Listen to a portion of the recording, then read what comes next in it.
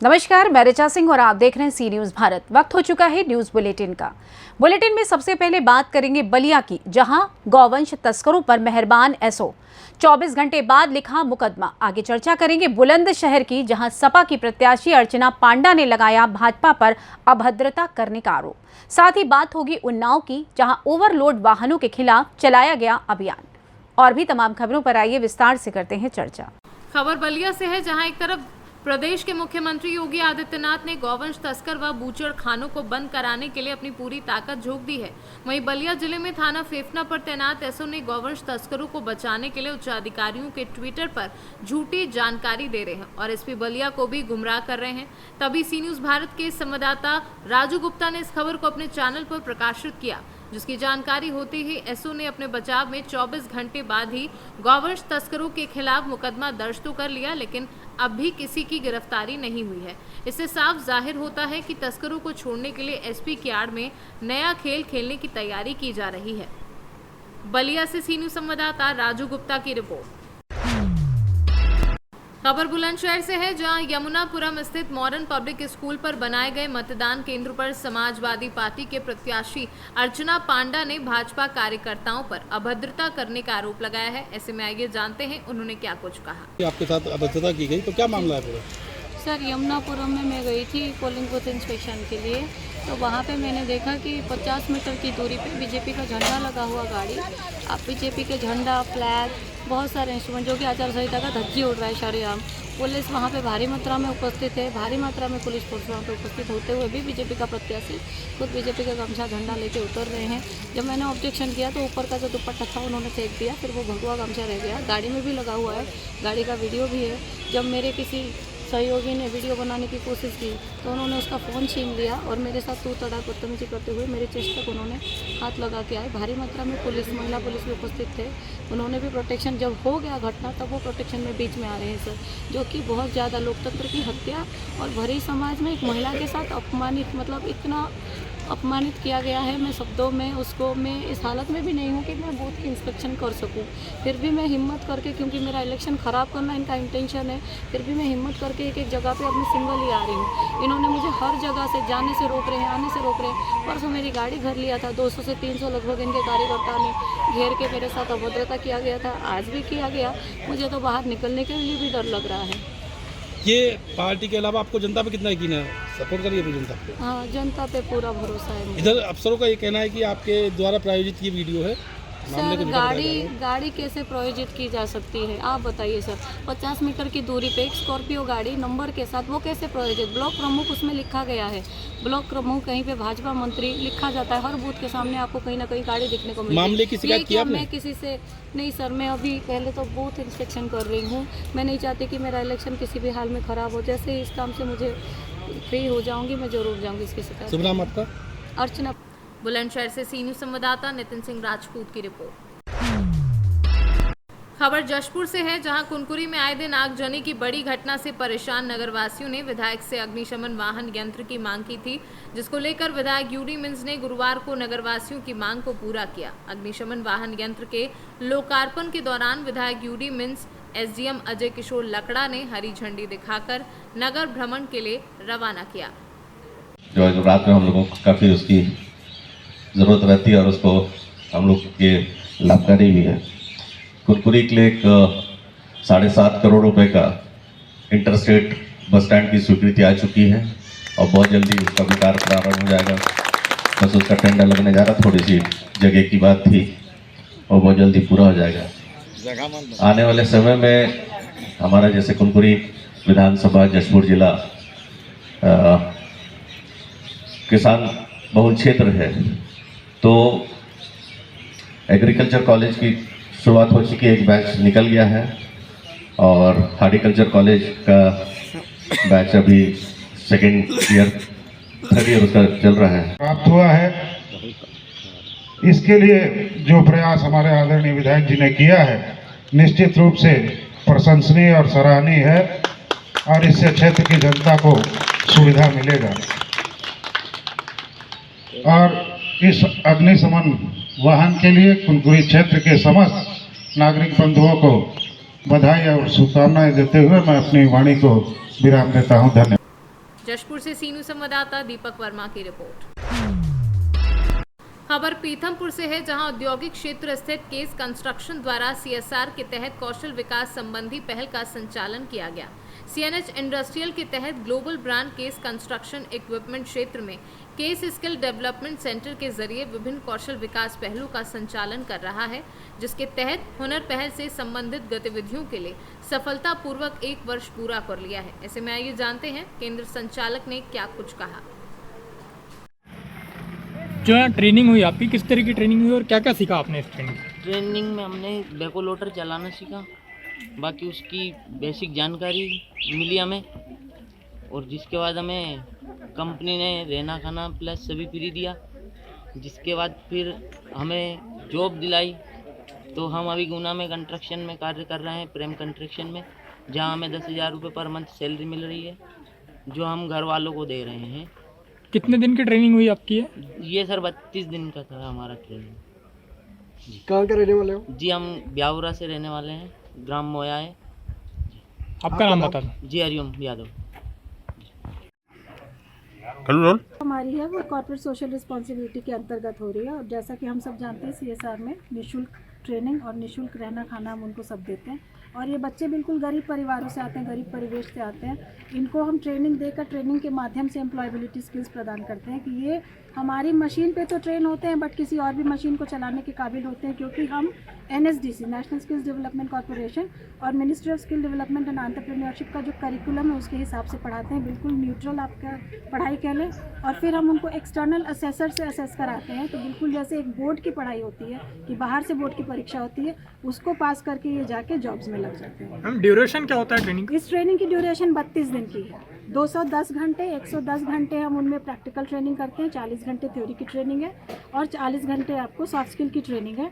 क्योंकि जब ये ग्रामीण परिवेशों से आते हैं तो इनको बोलने, रहने, उठना बैठना, हाइजीन मेंटेन करना, डिसिप्लिन और पंक्चुअलिटी, ये सब सारी चीज़ें सिखाई जाती हैं कि जब ये जॉब में जाएं तो इनको मेंटेन करके आगे बढ़ते जाएं डिसिप्लिन के साथ। मध्य प्रदेश में कितनी जगह पर चल रहा है अपने प्रोग्राम? ये मध्य प्रदेश में हमारी पहली पहल है, बट अब इसकी सफलता को देखकर हम इसको और भी दूसरे राज्यों में लेकर जाना चाहते हैं, क्योंकि 100 रोजगार दिला देना 10-11 महीने के अंदर एक बहुत बड़ी बात है। तो गवर्नमेंट में आपको कोई फंड मिलता है या गवर्नमेंट से कोई फंड नहीं है। सिर्फ आपका नाम बता दीजिए। मेरा नाम कविता है और मैं CNH इंडस्ट्रियल की CSR हेड हूँ। ये जो ट्रेनर से आपके नमस्कार, मेरा नाम पुनीत विद्यार्थी है और मेरे साथ मेरी कलीग कविता शाह। हम आज यहाँ पे एकत्रित हुए हैं। हमारा जो case construction equipment, new Holland construction equipment का जो एक ट्रेनिंग सेंटर है, जिसको हम केस स्किल डेवलपमेंट सेंटर कहते हैं, जो हम NSDC के करिकुलम के हिसाब से और IESC का जो सेल्फ सर्टिफिकेशन प्रोग्राम है उसके अंतर्गत स्किल सेंटर को चलाते हैं, जिसके बारे में मेरी कलीग कविता आपको बताएंगी। लेकिन हम आपको एक शॉर्ट में ये बता सकते हैं कि इस ट्रेनिंग सेंटर में हम rural youth, unemployed rural youth को स्किल डेवलप करने के लिए प्रयास करते हैं, जिससे कि वो हमारी जो केस की बैको लोडर मशीनें हैं उनको चलाना सीख सकें। उनको हम जहाँ पर भी जॉब हम करें, वो अपना मशीन खरीदें या अपना जॉब करें, वहाँ पर उसको वो अच्छे से चला सकें। देखिए, मशीन चलाना और मशीन को अच्छे से चलाना में फ़र्क होता है। मशीन से अगर अच्छा चला रहे हैं तो जो भी उसका मालिक है उसके लिए ज़्यादा कमाई करके दे सकती है वो मशीन। अच्छे से चलाना इसलिए ज़रूरी है, जिसके लिए कि ट्रेनिंग करते हैं। उसी CSR, और इसको हम अपने CSR प्रोजेक्ट के अंदर चलाते हैं। CSR में हम एक और प्रोजेक्ट भी चलाते हैं जिसको हम लीड का नाम दिया हमने, livelihood and entrepreneurship awareness development, जिसमें हम गांव-गांव जाकर के बच्चों को बहुत सारे रोजगार। पीथमपुर से सीनू संवाददाता कैलाश सागर की रिपोर्ट। खबर उन्नाव से है, जहां ओवरलोडिंग को लेकर डीएम बहुत सख्त नजर आ रही है। इसी क्रम में जिले में ओवरलोडिंग करने वाले वाहनों की परमिशन निरस्त करने के आदेश दिए हैं। अन्य जनपदों से उन्नाव जिले में आने वाले ओवरलोडिंग वाहनों की परमिशन निरस्त करने के लिए अन्य जनपदों को भी पत्र लिखा है। ऐसे में आइए जानते हैं डीएम अपूर्वा दुबे ने क्या कुछ कहा। हम लोगों ने ओवरलोडिंग अभियान लगातार सतत रूप से गत वर्ष से काफ़ी बृहद मात्रा में चलाया है। हमारे 23 ऐसे भी हमारे डंपर और ये चिन्हांकित किए गए हैं, जो ट्रक्स आइडेंटिफाई किए गए हैं, जिनके परमिट निरस्तीकरण के लिए जो लगातार रूप से ओवरलोडिंग में जिनके विरुद्ध हम लोगों ने कार्रवाई की, उनके परमिट निरस्तीकरण की नोटिस भी हमारे द्वारा धारा 86 के अंतर्गत भेजी गई। उन्नाव से सीनू संवाददाता अजय कुमार की रिपोर्ट। नगर पंचायत वजीरगंज में शांतिपूर्ण तरीके से वोटिंग हुई। बताते चले कि नगर पंचायत वजीरगंज में गोपालपुर गोटिया मोहल्ले में बड़े ही शांतिपूर्वक मतदान किया गया। लोगों ने शांतिपूर्वक वोटिंग की। आइए जानते हैं लोगों ने मतदान के बारे में क्या कहा। नमस्कार दोस्तों, मैं हूं चंद्रकांत। मैं जनपद एक VIP जनपद में आया हुआ हूं, जिस जनपद का नाम है बदायूं। और बदायूं के ये नगर पंचायत वजीरगंज में हूं। यहाँ मैं जानना चाहता हूं यहाँ के लोगों से कि कैसा का ये नगर निकाय जो चुनाव जो चल रहा है इस समय, यहाँ कैसी क्या स्थिति है। हमारे पास भैया जी मौजूद है, हम इनसे बात करते हैं। तुम नाम क्या है? मेरा नाम रमेश चंद्र मिश्रा है। जी जी। नगर वजीरगंज में निवास करता हूँ, वार्ड नंबर 5 से हूँ। हमारे यहाँ चुनाव संतोषजनक संपन्न हो रहा है, कोई बाधा नहीं है। बहुत प्यार से इलेक्शन लड़ा जा रहा है, संपूर्ण रूप से इलेक्शन समाप्त होने जा रहा है। बाकी शुभकामनाएं हैं, बहुत बढ़िया इलेक्शन हुआ। यहाँ की जो स्थिति है इस समय, यहाँ जो चुनाव हो रहा है नगर पंचायत जो वजीरगंज में, यहाँ क्या नाम है, किस जो रुझान कैसा है यहाँ का लोगों का? रुझान यहाँ का कार्य के ऊपर चल रहा है। जैसा कार्य किया है उसी प्रकार से रुझान के नतीजे आएंगे। बाकी सब ठीक है। रुझान मतदाताओं ने मत को अपने दिमाग से प्रयोग किया है। आपको क्या लगता है यहाँ पर उम्मीद कैसा? उम्मीद तो यहाँ सही है, बढ़िया है और अच्छा इलेक्शन हुआ है। पोलिंग भी बढ़िया हुआ है। मतदाताओं ने बड़ा मन से इलेक्शन लड़ाया है, सभी ने मत का प्रयोग किया है। ठीक है, जो हमारे भाई साहब ने भी जो बताया था यहाँ पर कि इलेक्शन यहाँ जो है चुनाव बोर्ड वगैरह यहाँ सब सही है स्थिति। नमस्कार दोस्तों, मैं हूँ चंद्रकांत, आप देख रहे हैं सीनी। बदायूं से सीनू संवाददाता चंद्रकांत की रिपोर्ट। आज जिला फिरोजाबाद के जिलाधिकारी रवि रंजन एवं वरिष्ठ पुलिस अधीक्षक आशीष तिवारी सभागार में 13 मई को होने वाली मतगणना को लेकर एक प्रेस वार्ता का आयोजन किया, जिसमें जिला फिरोजाबाद में बने समस्त मतगणना केंद्रों के बारे में विस्तृत से दी गई जानकारी और उसके साथ साथ पुलिस प्रशासन की कड़ी व्यवस्था के बारे में जानकारी दी गई। साथ ही सबसे महत्वपूर्ण बात ये भी बताई गई कि किसी भी मतगणना केंद्र पर कोई भी पत्रकार, चाहे वह इलेक्ट्रॉनिक मीडिया से हो या प्रिंट मीडिया से हो, सूचना विभाग के द्वारा बगैर पास के अंदर नहीं जा सकेगा। इसलिए उपस्थित सभी इलेक्ट्रॉनिक एंड प्रिंट मीडिया के पत्रकारों से दिशा निर्देश का पालन करते बताया गया कि आप लोग अपने अपने सूचना विभाग से संबंधित डॉक्यूमेंट्स जमा करके पास जारी करा लें, जिससे कि आप लोगों को मतगणना केंद्रों पर जाकर कवरेज करने में कोई समस्या ना हो। चुनाव की उसके लिए अब हमारी तैयारी फाइनल स्टेजेस में है।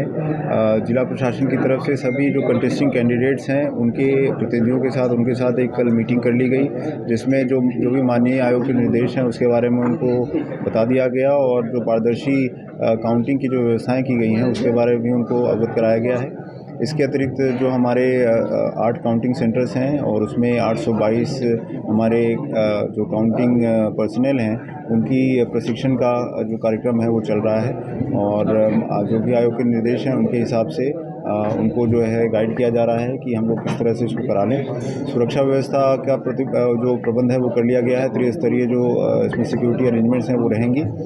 मीडिया के लिए जो हमारे काउंटिंग एजेंट्स हैं उनके लिए जो भी हमारे फॉर्मेलिटीज़ हैं, परिचय पत्र वगैरह हैं इशू होने हैं, उसके लिए भी अभी ब्रीफिंग दे दी गई है।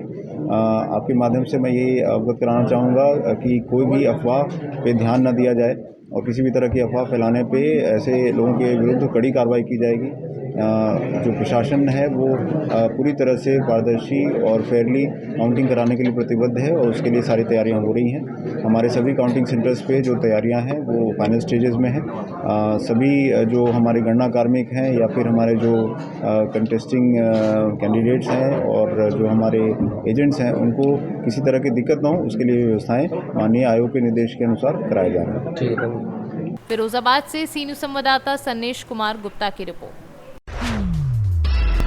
मध्य प्रदेश के ग्वालियर शहर के प्रतिष्ठित विद्यालयों में शामिल मॉडर्न कॉन्वेंट स्कूल में पर्यावरण संरक्षण पर सेमिनार आयोजित किया गया। कार्यक्रम के मुख्य अतिथि कुसुम सोलंकी प्रदेश अध्यक्ष राष्ट्रीय हिंदू एकता संगठन भारत एवं विशिष्ट अतिथि Upendra Singh, director V4U radio मौजूद रहे। कार्यक्रम का संचालन डायरेक्टर प्रताप सिंह एवं आभार व्यक्त प्रधान अध्यापिका अलका गौर ने किया। मुख्य अतिथि ने बच्चों को पॉलिथीन रोकथाम एवं वृक्षारोपण की प्रेरणा दी एवं शपथ ग्रहण कराई।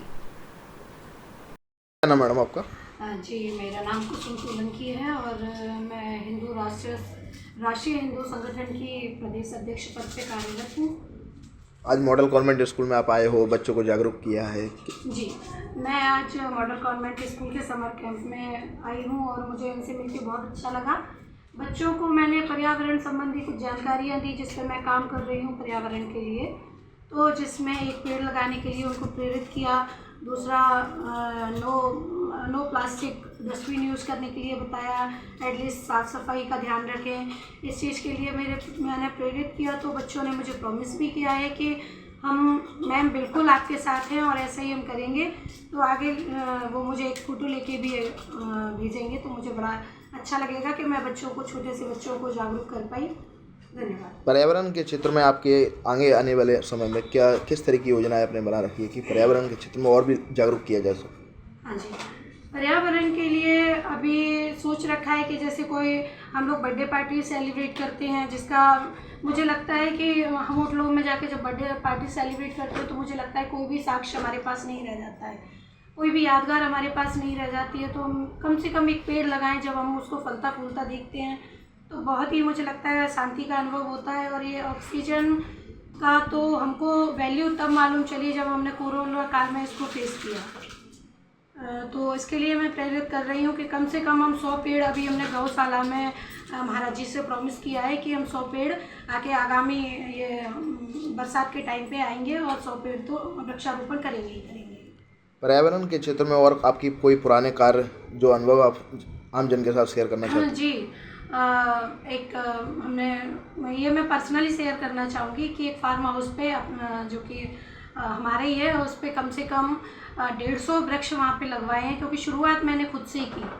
तब मैं लोगों को जागरूक कर पाऊँगी, ऐसा मेरा सोचना है। तो अभी तो पर्सनली किया है, लेकिन अब समाज के लिए करना चाहती हूँ। ब्यूरो रिपोर्ट, सी न्यूज़, ग्वालियर। खबर झांसी से है, जहां मऊ रानीपुर कोतवाली क्षेत्र के अंतर्गत आने वाले पुलिस चौकी क्षेत्र रानीपुर के मोहल्ला रोनियापुरा में एक शादी समारोह वाले घर में अचानक गैस सिलेंडर में आग लग गई। तो वहीं मोहल्ले में अफरा तफरी मच गई। बताया जा रहा है कि इस घटना में किसी प्रकार की कोई जनहानि नहीं हुई है। समय रहते एक बड़ा हादसा होते होते टल गया। ओम प्रकाश खड़का। प्रकाश जी कहाँ से है?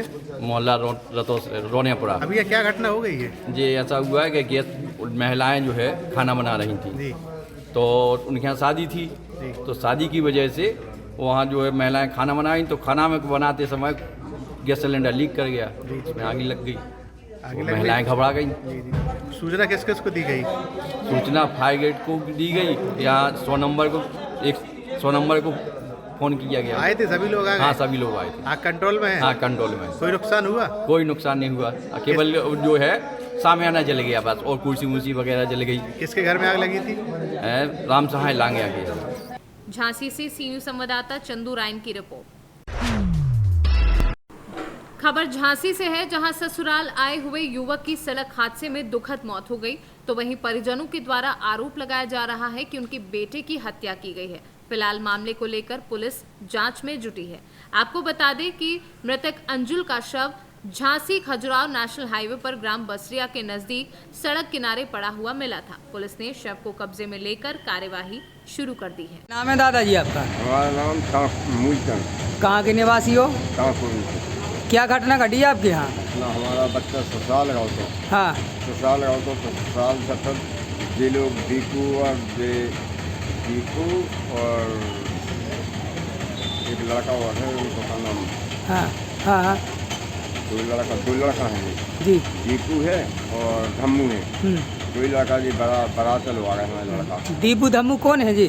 हमारे लड़के के साले हैं। हाँ, और ससुर भी गए। हाँ। भी कहने लगे चलो चलिए हाँ, बारात में। हाँ। हमने बल्कि मना करी कि नहीं बेटा बारात नहीं आने, कहने लगे नहीं लाला चलो बारात चलिए। हाँ, गाड़ी पे आए तीनों व्यक्ति धवाकर से मऊरानीपुर तक।